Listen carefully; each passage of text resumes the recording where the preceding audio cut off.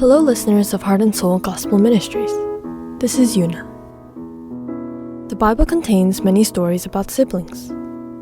Among them, the story of Jacob and Esau gives us many lessons. Esau, the firstborn, did not seem to care much about his birthright.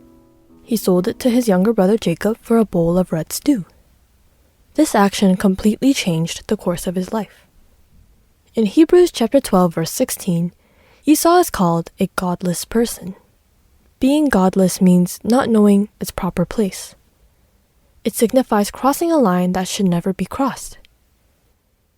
It's a word that can also be used to describe an act of blaspheming God.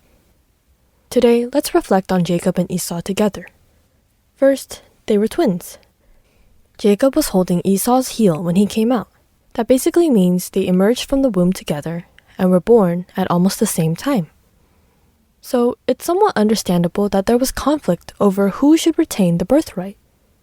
Esau, who came out first, had the legal birthright. However, from Jacob's perspective, that seemed unfair. Although they were twins, the two were very different in pretty much every single way. In physical appearance, Esau was hairy, and Jacob had smooth skin.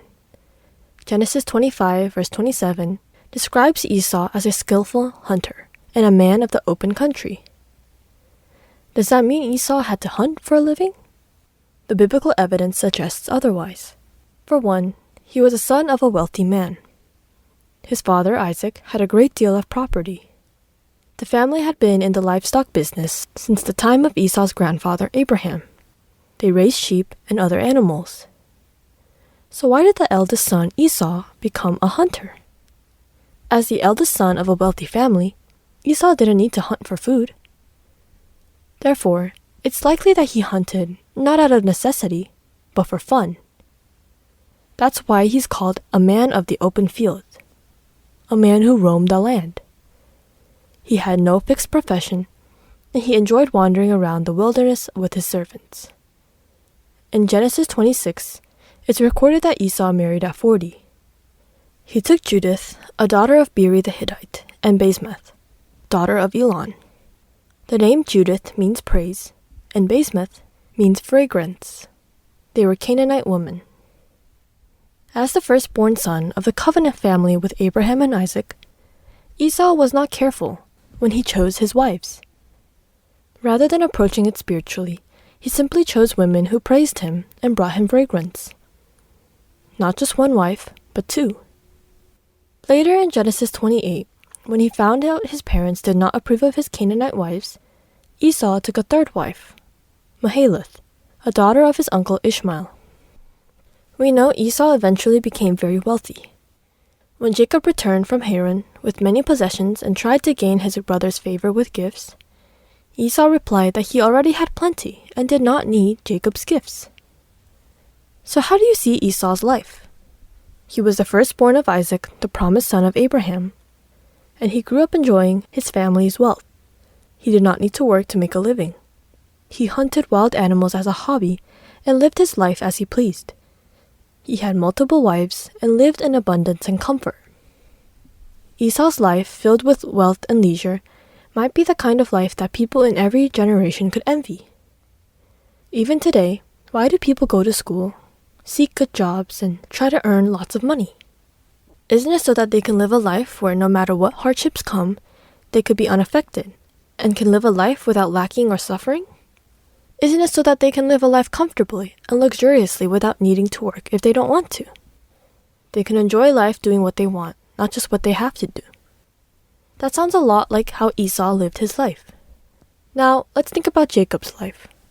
Jacob deceived his father and brother to receive the blessing of the birthright. As a result, he had to leave his home and live in hardship in a faraway land. He was tricked by his uncle and worked for 14 years without pay to marry the woman he loved, Rachel. But he was tricked into marrying a different woman, Leah, whom he didn't love. He had to be careful in every step of the way around his uncle and cousins. He was engaged in many stressful mental battles with them, and eventually had to flee in the middle of the night to return home. But fearing the brother he had deceived a long time ago, he couldn't cross the Jabbok River until he wrestled all night with the angel of God.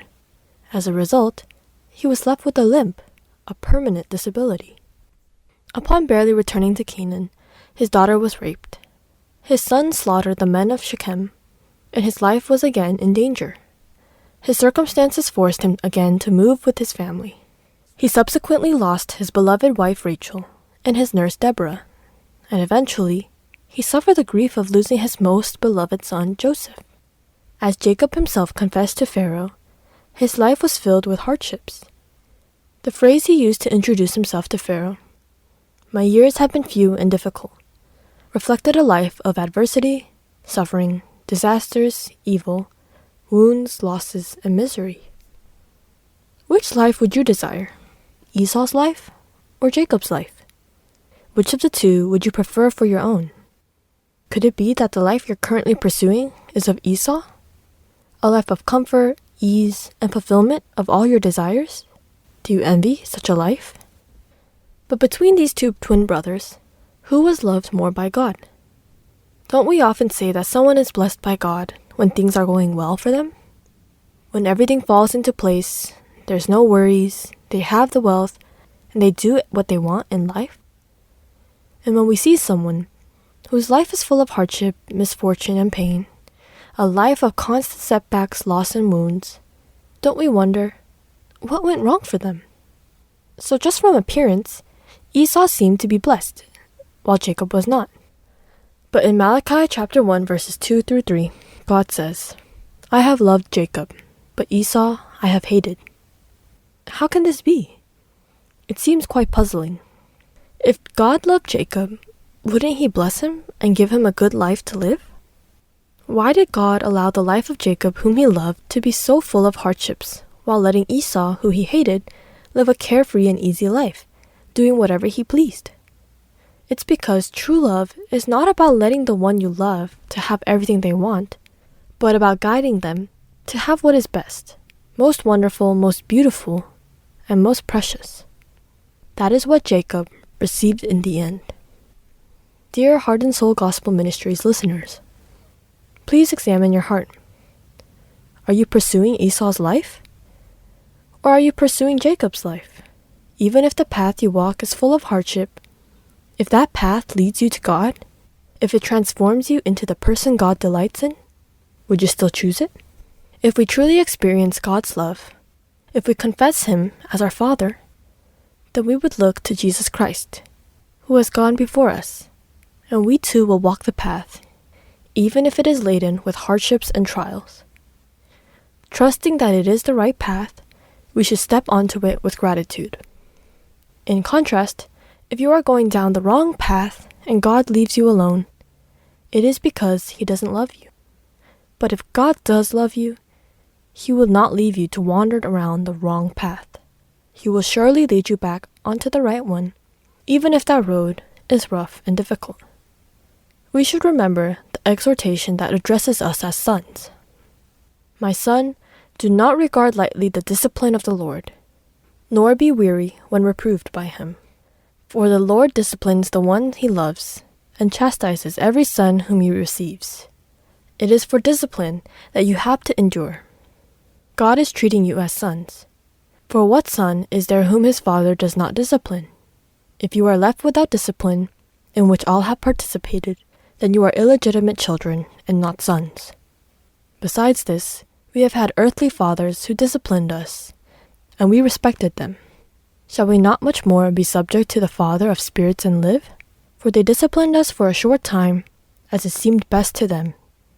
But He disciplines us for our good, that we may share His holiness. For the moment all discipline seems painful rather than pleasant, but later it yields the peaceful fruit of righteousness to those who have been trained by it. That was Hebrews chapter 12, verse 5 through 11. I pray that you and I will not become those who pursue the path of Esau, but rather be those who willingly follow the path of Jacob. That's end here for today, and I'll see you next week. Goodbye.